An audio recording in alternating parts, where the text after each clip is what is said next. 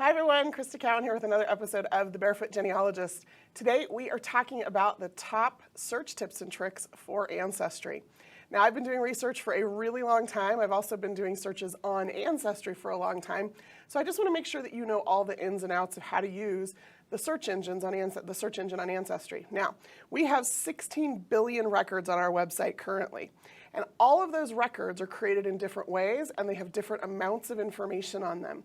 And so it's really tricky for us to get a single search form that addresses all 16 billion of those records. A city directory, for example, might just list a location, an address, a name, and an occupation. Whereas a census, for example, is going to list names and dates and places and relationships, lots of different information. And so a single search form doesn't really address that very well. So what I'm going to share with you today is all of the possible ways into the data on Ancestry through different search forms. That's our goal here at Ancestry, is to give you as many ways into that data as possible. So if all you're using is the main search form, you might be missing out on a lot of content. Let's go ahead and dive in. Okay, first we're going to talk about that global search form. If you're not sure what I'm talking about when I mention the global search form, it's the search form that many of you have on your home page.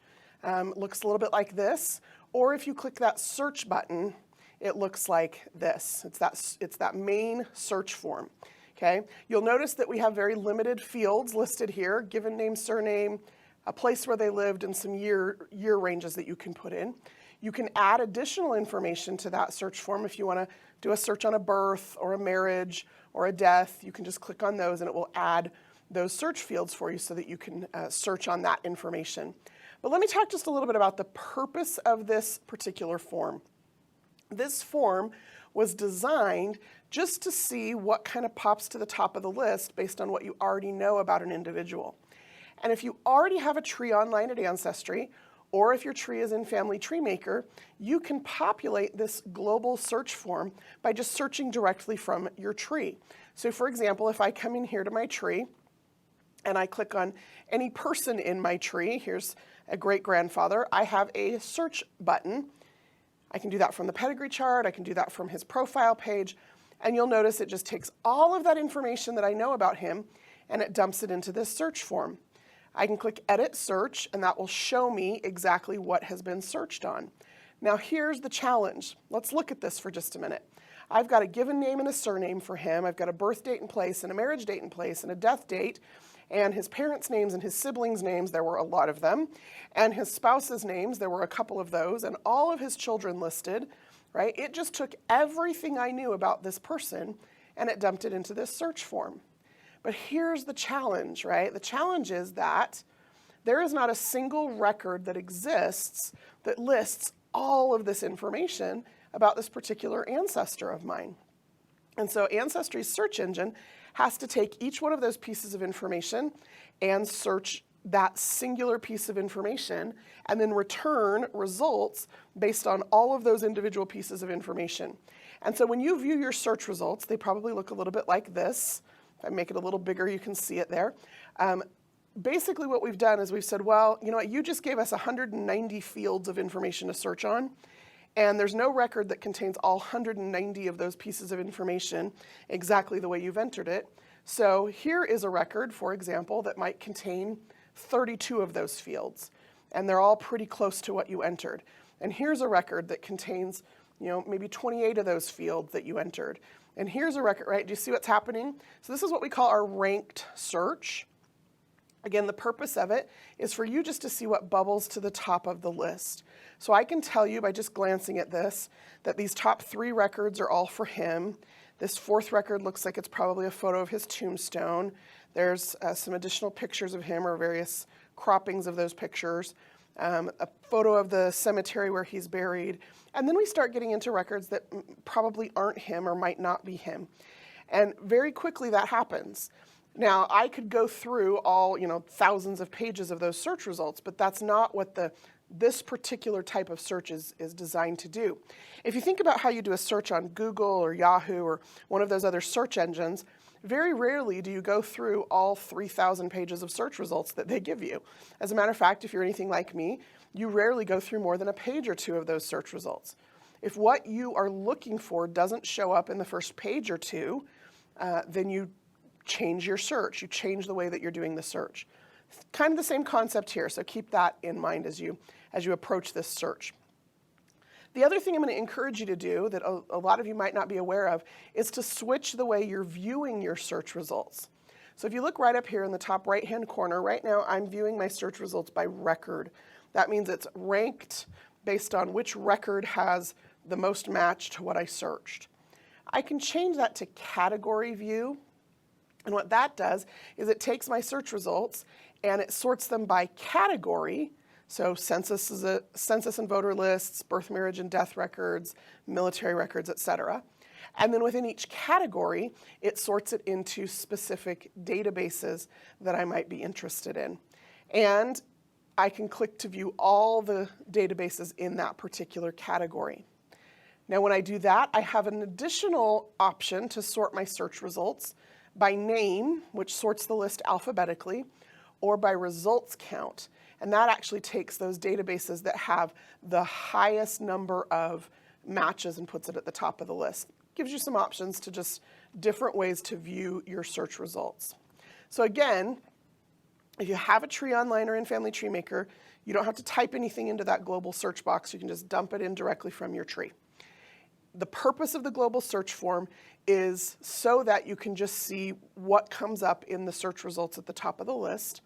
And be sure to view those search results by both records and categories. It gives you different views into those search results.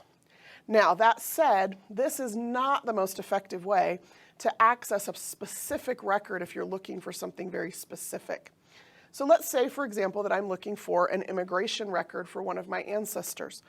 It's going to be a lot better and smarter of me to use the category search forms rather than to use the global search form. And the reason is that the category search forms give you more specific search fields. So for example, and let me just show you where you're going to find those. If I move my mouse over the search button, you're going to see this little pop-down list. And I have several categories listed there. So if I'm interested, for example, in an immigration record, maybe I'm looking for a passenger list of when one of my ancestors came into the country. I don't know exactly what port they came into, so I'm going to search all immigration records. I can do that here on the immigration form. I can even narrow it further. Maybe I don't want to look at naturalization records and crew lists and all sorts of other things. Maybe I just want to look at those passenger lists.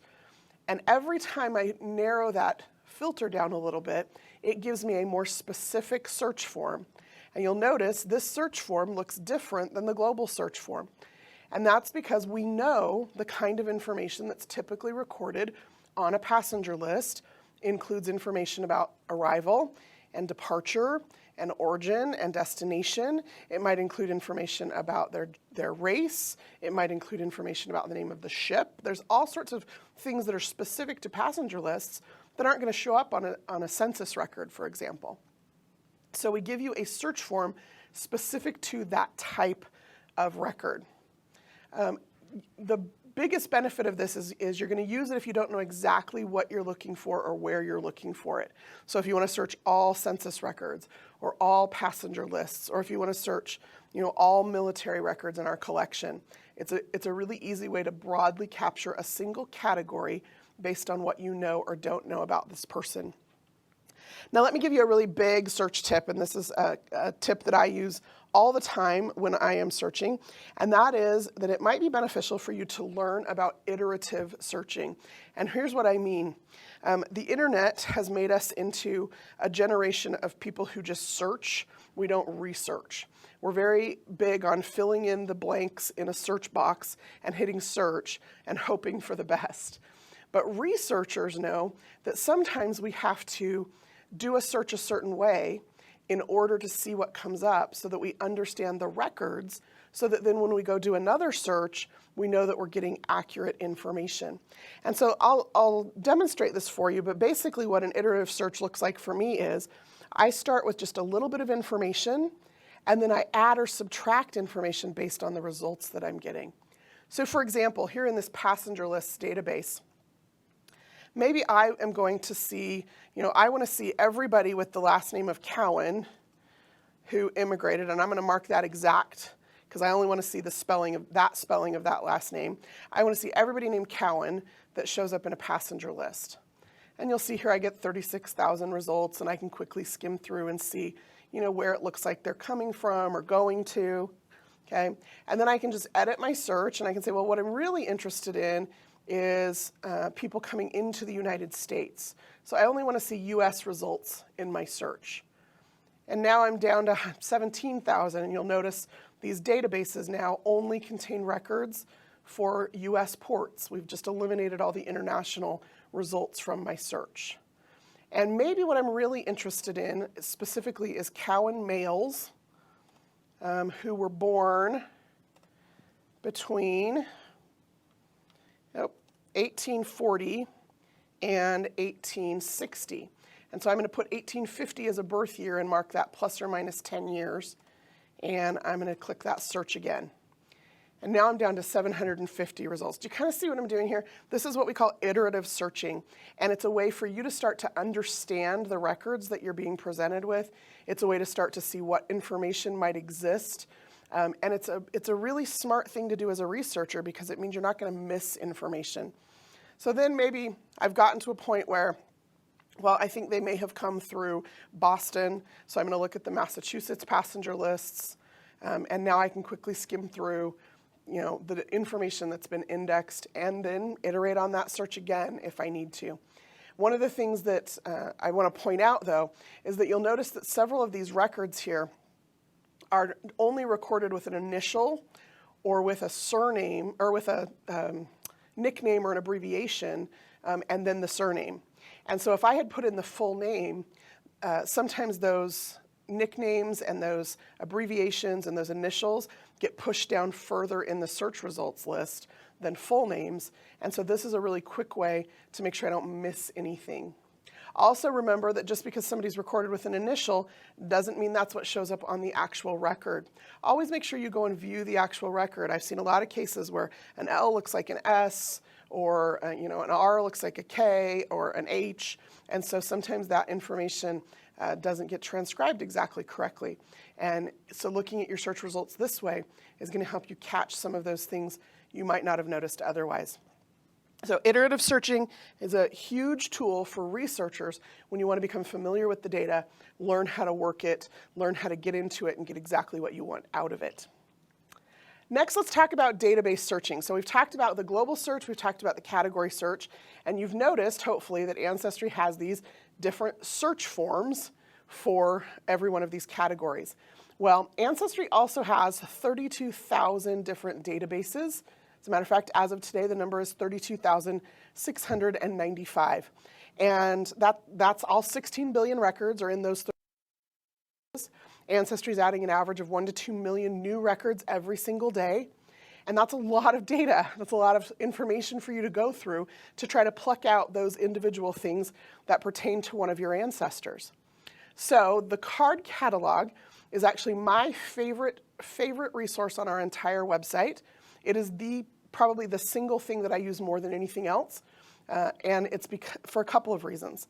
One is, I don't want to waste time searching if the record that I'm looking for doesn't even exist online at Ancestry. And so the card catalog is a very quick way for me to come in here and just say, you know what, I want to see what records Ancestry has for Germany.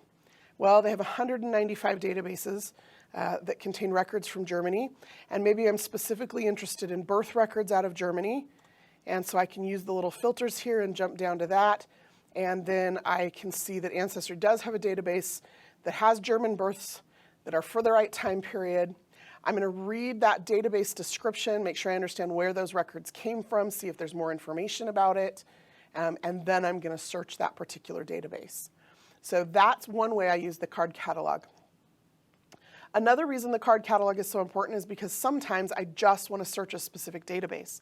So for example, if I'm looking for somebody in the 1930 census, rather than doing a global search or even a category search on census records in general, I can just quickly come in here to the card catalog, pull up the 1930 census, and now I'm in the 1930 census database, and I'm searching it directly. What you'll notice again here, though, is that we have a form that is customized to that particular set of records. And that's really important because that means Ancestry has customized 32,000 plus different forms based on the information we know exists in that set of records. So if you look at this 1930 census form, you'll notice there's nothing on here about a marriage date or a death date. And that may seem kind of silly, but there is no marriage or death information recorded in the 1930 census. So it doesn't really matter if you know when your grandparents were married or when they died, if you're looking for them in this particular record collection.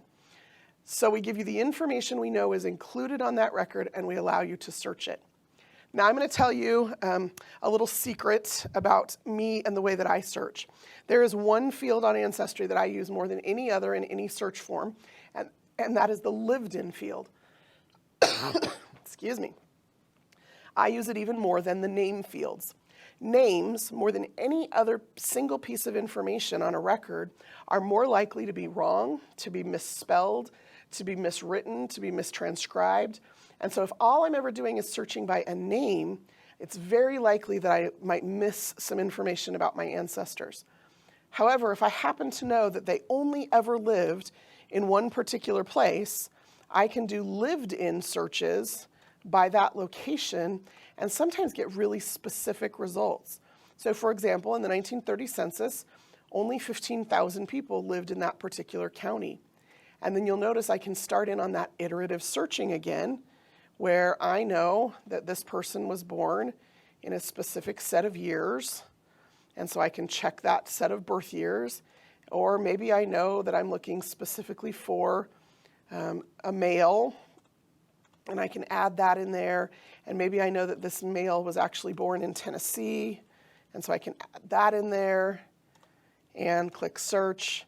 And I end up with a very small, specific subset of search results that I can quickly look through to determine, you know what, did his name get misspelled?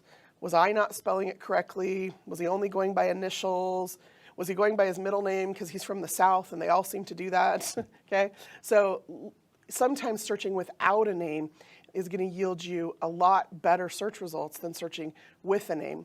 But it works best if you're working in a specific database, not working on the global search form. Okay, so let's just make sure we've covered everything here. The card catalog, my favorite feature on Ancestry, it's going to give you access to all of the different databases, and each database has its own specific search form. Make sure you read those database descriptions before you ever do your first search. Now for some of the census records or records that you've used a lot, you might not feel like you need to do that. But what about some of these newer record collections? Ancestry just this year added a collection of Pennsylvania death certificates. If you go and read that database description, it gives you detailed information about exactly what's included on the record as opposed to what can be searched. It includes information about the limitations of that database, where that database came from. So always read those database descriptions just so you understand the record you're going to be looking at. A lot of times I'll just do some test searches to see how data is organized in a particular database. So if I just want to come in here and I'll just search for somebody with the last name of Smith, I use that name a lot because it brings up a lot of search results. And then I can just quickly say, oh, okay, well, here's what I'm going to be looking at. I'm going to be looking at a record that has this kind of information on it. And then it helps me understand, again, better how to craft my search. We talked about searching without a name. Try it. You might be surprised. Even in big cities, I've had success in Chicago, Philadelphia, New York, even in some of those large places, searching without a name sometimes yields a lot of success. And then, of course, my favorite field in any of the search forms is the lived-in field. Make sure you use that more often, especially if you can narrow it down to a particular county or state where your ancestor may have lived. Now let me just point out one final thing, and that is what we call our type ahead. You may have noticed as I've been entering locations here, anytime I start typing a location, I get what we call our type ahead list. This is Ancestry's dictionary of locations based on the information we have from the records. Now it is not exhaustive throughout history, which means you may have ancestors from a particular town that no longer exists, or maybe even from somewhere in the world that we just haven't included in the dictionary yet. But wherever possible, we try to make this as comprehensive as possible. And so if you can, always select from the type ahead list when you enter your locations. And here's the reason why. If you enter from the type ahead list, Ancestry knows geographically exactly where that location is. And so on the filters that we then give you, we can help you do geocentric searching. So if I'm searching for people who lived specifically in Carroll County, Arkansas, I can mark that exact and only get results where Carroll County, Arkansas is listed somewhere on the record. Or I can say, what about this county and adjacent counties? And that becomes really important when county boundaries shifted. It becomes important if your family moved back and forth across county boundaries. I have a lot of family in this particular county who actually got married in Stone County, Missouri, which the county courthouse is closer in Stone County to where my family was living than the county courthouse for Carroll County. And so it was just easier for them at certain times of the year to get to the Missouri courthouse than it was to get to the courthouse in their own county. And so being able to do some of those geocentric searches becomes really important when I'm looking for marriage records for this particular family. We also allow you then to do state and adjacent state searches as well. But that only functions correctly if you have chosen from the type ahead list. If what you do is just type in your own thing, okay, and not choose from the list, Ancestry is going to treat that like a keyword, okay, which means one of these words is going to show up somewhere on the record or not, depending on how many other fields you filled in. And so only when you choose it from the type ahead can we really control the location or the geography of the records that we're returning to you. So use that lived in field more often, but be sure to also, in any of the location fields, use that type ahead where possible. Well, that is all I have prepared for you today. Hopefully this was a useful exercise. If you're watching this at our regularly scheduled time, today's video has been pre-recorded, so I will not be available on the chat, unfortunately. But we will have this uploaded to YouTube shortly, so if you have questions or comments that you'd like me to see, any additional information you'd like about the search features on Ancestry, be sure to leave that in a comment on the YouTube channel. I will monitor those and respond as necessary. Until next time, this is Crista Cowan. Have fun climbing your family tree.